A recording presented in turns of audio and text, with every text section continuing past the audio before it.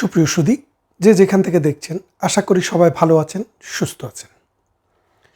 বাংলাদেশে গতকাল একটি নাটক হলো। ওই নাটকে নায়ককে পুলিশ বেদম পিটানোর পর তিনি আহত হলেন, নিহত হওয়ার কাছাকাছি গেলেন, কিন্তু নিহত হলেন না। এটা অনেকটা নাটকের মতো। কেন নাটক বলছি দেখেন, এর আগে মব কালচার সৃষ্টি যারা করেছে তাদের কাউরে কিন্তু পুলিশ পিটায়নি। মব কালচারে পুরো দেশটি ধ্বংসের দ্বার প্রান্তে। বাংলাদেশের এখনের অবস্থান যদি আপনি আন্তর্জাতিকভাবে পর্যালোচনা করে দেখেন, সোমালিয়া, ইউগান্ডা, তানজানিয়া, ওই রকম রাষ্ট্রের যে ল অ্যান্ড অর্ডার যে মানদণ্ডে আছে, বাংলাদেশের ল অ্যান্ড অর্ডার তার চেয়ে নিচে চলে গেছে। কারণ এখানে আপনি দুষ্টকে দমন করা হয় না, সৃষ্টকে লালন করা হয় না। এখানে দুষ্টকে লালন করা হয় আর সৃষ্টকে জেলে পুরে দেওয়া হয়। আপনি যদি দেখেন যে দুদিন আগে যে ঘটনাটি ঘটল, দেশের প্রথিতযশা বুদ্ধিজীবী, দেশের খ্যাতিমান প্রফেসর, দেশের খ্যাতিমান সাংবাদিক, মুক্তিযোদ্ধা, তাদেরকে মব গিয়ে আক্রমণ করল। আর পুলিশ বলল কেউ যদি মামলা না করে তাহলে সেটার বিচার করতে পারবে না, মানে পুলিশ কোনো মামলা নিতে পারবে না। আর তাদের বিরুদ্ধে, প্রতিষ্ঠিত এইসব মানুষের বিরুদ্ধে পুলিশ নিজেই বাদী হয়ে মামলা করল। এই যে বুদ্ধিভিত্তিক বেশ্যাভিত্তি একটা দেশে সৃষ্টি হয়েছে, তার সূত্রপাত করেছিল এই নুরা পাগলা। অর্থাৎ বাংলাদেশকে ডিরেইল করার যে চক্রান্তটি প্রথমে শুরু হয়েছিল ইসরায়েলের কাছ থেকে টাকা নিয়ে। আপনারা জানেন যে মোসাদের টাকার ইতিহাস বাংলাদেশের সমস্ত পত্রিকা, আন্তর্জাতিক মিডিয়াতে, গণমাধ্যমে এসছে যে নুরা পাগলা প্রথমে মোসাদের কাছ থেকে টাকা নিয়ে বাংলাদেশ যে সরকার, স্থিতিশীল একটি সরকার ছিল, সেই সরকারের বিরুদ্ধে প্রথম পদক্ষেপ শুরু করে 2018 সালের পর থেকে। তারপর আস্তে আস্তে এই খেলাটা আর নুরা পাগলার হাতে থাকেনি, এটা নানান পথ পরিক্রম করে অন্যদিকে চলে গেছে। এই নুরা পাগলাই হচ্ছে যে ভারত বিরোধী যে শক্তি আছে, সেই শক্তিকে আবার নতুন করে চাঙ্গা করে তোলার মূল হোতা। এখন যদি কেউ বলে এই নুরা পাগলার পিটানোর পিছনে ভারতের কোনো জেমস বন্ডের হাত আছে, তাহলে কি আপনি অস্বীকার করবেন বা আমি অস্বীকার করব? আমার কাছে তার কোনো প্রমাণ নেই। তবে বিজ্ঞজনেরা বলেন এই ইউরোপের ফ্রান্স দেশে কি নাকি একজন লোক বাস করে, তিনি নাকি রয়ের এজেন্ট। তিনি নাকি 2-3 দিন আগে নুরা পাগলাকে দেখে নেবেন বলে একটি সতর্কবাণী দিয়েছিলেন, একটি ব্যাদ বাণী দিয়েছিলেন। তার সে বাণীটি ফলে গিয়েছে 3-4 দিনের মাথায়। এর কারণটা কি আপনারা বুঝতে কি কষ্ট হচ্ছে? যে সাপকে বলছে, মানে যিনি সাপ তিনি ওঝা। এখন নুরুকে বলল তুমি তো বলো যে তুমি বড় শক্তিধর, তুমি আন্দোলনের স্টেক হোল্ডার। আমার সোনার ছেলেরা তো যেখানে এখানে মব করছে, মব করে হয় মানুষ মারছে, আর যদি মব করে মানুষ না মারতে পারে অন্তত টাকার থলি নিয়ে চলে আসতেছে। তো এরকম সোনার ডিম পাড়া হাঁসদের সাথে তোমাকে আমি একসাথে দেখবো, এর কারণটা কি? এর তো কোনো কারণ থাকতে হবে। তো কারণ হিসেবে তোমাকে একটা অ্যাসাইনমেন্ট দিলাম। অ্যাসাইনমেন্টটা কি? যে জাতীয় পার্টির যে কার্যালয়টি ঢাকাতে আছে বিজয়নগরে, সেটি তোমাকে ভাঙতে হবে এবং সেখানে মব সৃষ্টি করতে হবে। জাতীয় পার্টির নেতাকর্মীদেরকে পিটিয়ে সেখান থেকে যদি বেরিয়ে আসতে পারো তাহলে তুমি পরীক্ষায় পাস। নুরু বললেন, রাশেদ বললেন এটা তো কোনো ব্যাপারই না, 1-2 ব্যাপার। যদি আওয়ামী লীগের কথা, জামাতের কথা বা বিএনপির মতো দলের কথা বলতেন তাহলে হয়তো মনে কাঁপুনি আসতো, কিন্তু বিএনপির না, আওয়ামী লীগও না, জামাতও না, এটা জাতীয় পার্টি, ছোট্ট একটা দল, থাবড়াইয়া বাইর করে দেবো, এই চিন্তা ভাবনা করে নুরু তার মব বাহিনী নিয়ে গেলেন। এদিকে দিয়ে আসিফ নজরুল সার সেনাবাহিনী এবং পুলিশকে বলল, দেখো আমরা এখন পরীক্ষা নিচ্ছি তোমাদের শক্তি বেশি না নুরুর মবের শক্তি বেশি। যদি নুরুর মব যদি টিকে যায় তাহলে তোমরা আউট, আর যদি নুরুর মবের শক্তিকে তোমরা যদি পরাজিত করতে পারো, সোয়াইয়া দিতে পারো, তাহলে তোমরা ইন। খেয়াল করে দেখেন, তারা ওজা, আবার তারা সাপ পুড়ে, তারাই সাপ পালে।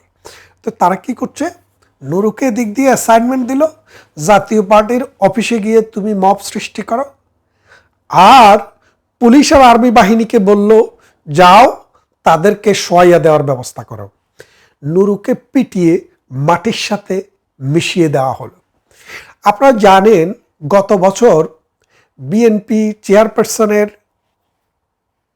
মানে ভাইস প্রেসিডেন্ট, এখন ধরি বিএনপির চেয়ারপারসনে ধরেন খালেদা জিয়া এখন অ্যাক্টিভ নেই, তারেক রহমান সাহেব যদিও প্রবাসে, তিনি এখন বিএনপির অ্যাক্টিং চেয়ারপারসন।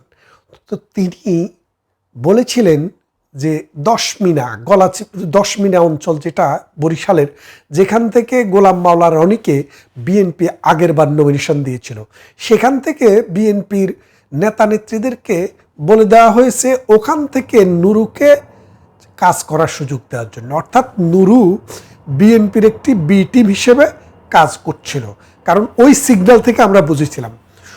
তখন এখন নুরুকে দিয়ে হয়তো বিএনপি তার পারপাস সার্ভ করাবে, এরকম একটা ধারণা এনসিপি এবং জামাতের মধ্যে ছিল। তো এখন সরকার যেটা আছে এটা মূলত এনসিপি এবং জামাতের সরকার। বিএনপির কিন্তু সেরকম শক্ত কোনো অবস্থান নেই। বিএনপিকে ভালোবাসে 2-4 জন লোক আছে, কিন্তু তারাও খুদকুড়ার লোভে তারাও কিন্তু তাদের প্রভু বিএনপির নাম ভুলে গেছে। তো নুরু এই পারপাসটা সার্ভ করছিল। এখন নুরুকে যদি পিটিয়ে দেওয়া না যায়, তাহলে এনসিপি এবং জামাতের শ্রেষ্ঠত্ব কিভাবে প্রমাণ হবে? তারেক রহমানকে তো একটা ভয় দেখাতে হবে যে তোমার যে এজেন্ট তাকে পিটাইয়া আমরা তোমাকে মেসেজ দিলাম, তুমি যদি 800 তোমাকেও কিন্তু এভাবে পিটানো হবে। সেই জন্য নুরুকে পিটানোটা নানান দিক থেকে প্রয়োজন তাদের ছিল। কাদের?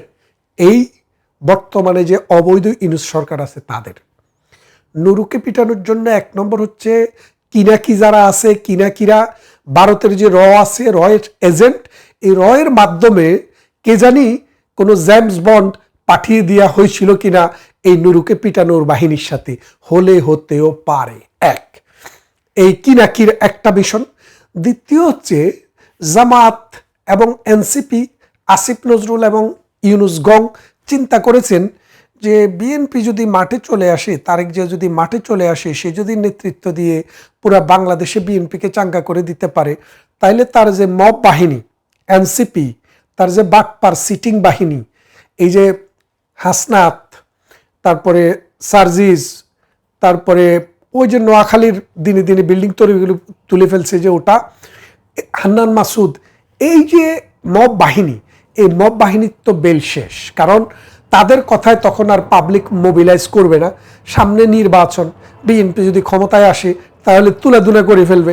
সেই জন্য চাচ্ছে যে বিএনপির নেতা জানে বাংলাদেশে আসতে না পারে।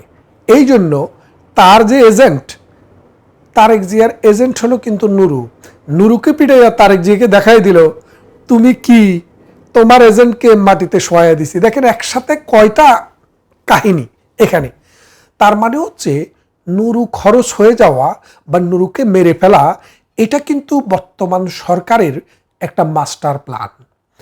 আপনি জানেন যে যুদ্ধে সেনাবাহিনীর যদি কোনো সোলজার আহত হয় সিরিয়াসলি, তাকে পিছনে পেলে যায় না, তাকে গুলি করে শ্যুট করা হয়। এখন নুরু হচ্ছে আহত সৈনিক, ওই যুদ্ধের আহত সৈনিক, তাকে তার সাথে যারা আছে তারা গুলি করে মেরে ফেলবে। নুরুকে দিয়ে শুরু, কোথায় গিয়ে শেষ হবে আমরা জানি না। আপনারা জানেন এই নুরু বাংলাদেশ আওয়ামী লীগকে ব্যান করার যে প্রথম যে প্রস্তাব, সেটা কিন্তু নুরু তুলেছিল। এই নুরুরা বলছে আওয়ামী লীগ একটি পেশিবাদী সংগঠন, এটাকে ব্যান করতে হবে। এই সংগঠনের ব্যানের বিরুদ্ধে নুরুরা প্রথম কথা তুলেছিল। আজকে নুরুর জন্য অনেকেরই মায়া হচ্ছে, কিন্তু গতকালও বাংলাদেশের বিভিন্ন অঞ্চলে 7 জন আওয়ামী লীগের কর্মী সমর্থককে হত্যা করা হয়েছে। তাদেরও সন্তান আছে, তাদেরও স্ত্রী আছে, তাদেরও মধ্যবয়সী তরুণ এবং কেউ কেউ 19-20 বছরের ছেলে, তাদেরকে হত্যা করা হয়েছে। তাদেরকে হত্যার পর তাদের লাশটিকে সৎভাবে সৎকার করার জন্য আত্মীয় স্বজনকেও কাছে ভিড়তে দেওয়া হয়নি। এক দেশে কি বৈপরীত্য দেখেন, নুরুকে নিয়ে ওমকে দেখতে যায়, তোমকে দেখতে যায়, আগে পিটায়, তারপরে দেখতে যায়, পুলিশ দিয়া পিটায়, আর্মি দিয়া পিটায়, আবার তাকে তদন্ত করা হবে, অমুক করা হবে, তমুক করা হবে সেটাও বলে। এবং আরও একটি মজার ব্যাপারটা দেখেন, নুরুকে যখন পিটানো হয় অন্তত 10টি ক্যামেরায় সেটি ধারণ করা হয়েছে। সে জায়গায় জাতীয় পার্টির কোনো নেতা অথবা কর্মী আধা মাইলের মধ্যেও দেখা যায়নি। কিন্তু সরকার কি বলছে, জাতীয় পার্টির কর্মীদের নির্মম প্রহারে নুরু আহত অথবা নিহত। কিন্তু নুরুর আহত হওয়া এবং নিহত হওয়ার সাথে জাতীয় পার্টির কর্মীদের 1 মাইলের মধ্যেও কোনো সম্পর্ক ছিল না। নুরুকে যারা পিটিয়েছে বাংলার মানুষ সেটি দেখেছে। নুরুকে যারা পিটিয়েছে তারা কিন্তু অস্বীকার করেনি যে তারা নুরুকে পিটায়নি। আইএসপিআর সেনাবাহিনীর যে মুখপাত্র, সেখান থেকে এটি বিজ্ঞপ্তি দেওয়া হয়েছে। কালকে প্রথম আলোতে আমি দেখেছি, তারা বলেছে যে উন্মত্ত জনতাকে ঠান্ডা করার জন্য, উচ্ছৃঙ্খল জনতাকে বারবার বলার পরও তারা যখন নিবৃত হচ্ছিল না, তখন সেনাবাহিনী বল প্রয়োগ করতে বাধ্য হয়েছে। তার মানে সেনাবাহিনী বলছে তারা বল প্রয়োগ করে নুরুরে ফিটাইছে। আর সরকার বলছে কি, যে একটা দুষ্কৃতিকারী বাহিনী, জাতীয় পার্টি, আওয়ামী লীগের দোসর এবং আওয়ামী লীগের লোকেরা নুরুরে পিটিয়েছে। এখন আপনি ব্যাপারটা বোঝেন, আওয়ামী লীগ মাঠে নেই, দেশে নেই, কাজে নেই, তারপরেও আওয়ামী লীগের ভয়ে ততস্থ। এই যে ভারতীয় রয়ের এজেন্ট যে কিনাকি বসে আছে, এই কিনাকি রয়ের এজেন্টদেরকে দিয়েই নুরুকে যে পিটার নাই, এর কি প্রমাণ আপনাদের কাছে আছে? আমি তো বলবো ভারতের রয়ের যেসব এজেন্টরা বাংলাদেশে আছে তারাই কিন্তু এই নুরুকে পিটিয়েছে। এটা শুরু, এটা শেষ নয়। এই মিছিল চলতে থাকবে। নুরুর পরে হতে পারে রাশেদ, রাশেদের পরে হইতে পারে বাসেদ, এরপরে কাশেম, এরপরে জব্বর, এরপরে খালেদ, অনেক আপনারা শুনতে পাবেন। এনসিপিও কিন্তু এই লাইনের বাইরে নয়। মনে রাখেন, এই যে শুরু, এই শুরুটার শেষ আরো অনেক পরে হবে। প্রত্যেকটা ল্যাংটা বাহিনী, প্রত্যেকটি হত্যাকারী, প্রত্যেকটা মব সৃষ্টিকারী, প্রত্যেকটা দর্শক, প্রত্যেকটা বাড়ি জ্বালানোকারী, 32 নম্বরে হামলাকারী, মানুষের বাড়িতে বুলডেজার চালানো ব্যক্তি, প্রত্যেকের অবস্থা নুরুর মতো হবে অথবা তার চেয়েও খারাপ হবে। সময়, তুমি বৃদ্ধ যাযাবর, এই সময় যাযাবর বৃদ্ধ যাযাবরের মতো হাঁটে, দ্রুত হাঁটে না, আস্তে আস্তে হাঁটে। কিন্তু সময় আসছে তাদের কাছে, তৈরি হতে বলেন। এই এনসিপির প্রত্যেকটা পান্ডাকে, কুত্তাকে যেভাবে মানুষ পিটায়, নুরুকে কিন্তু কালকে সেভাবে পিটানো হয়েছে, কুত্তার মতো করে পিটিয়েছে।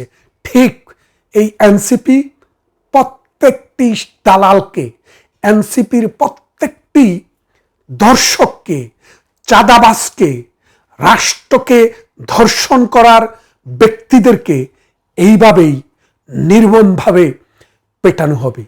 রেডি হচ্ছে বাহিনী। কোথায়? এই বাংলাদেশের ভেতরে। আর এর নেতৃত্বে কারা থাকবে জানেন? ওই কিনাকিরা এটার নেতৃত্ব দিবে। আর এই পিটানি, এই ঠ্যাঙানি চলতেই থাকবে। কথা হবে অন্য কোনো ভিডিওতে। ততক্ষণ ভালো থাকুন, সুস্থ থাকুন।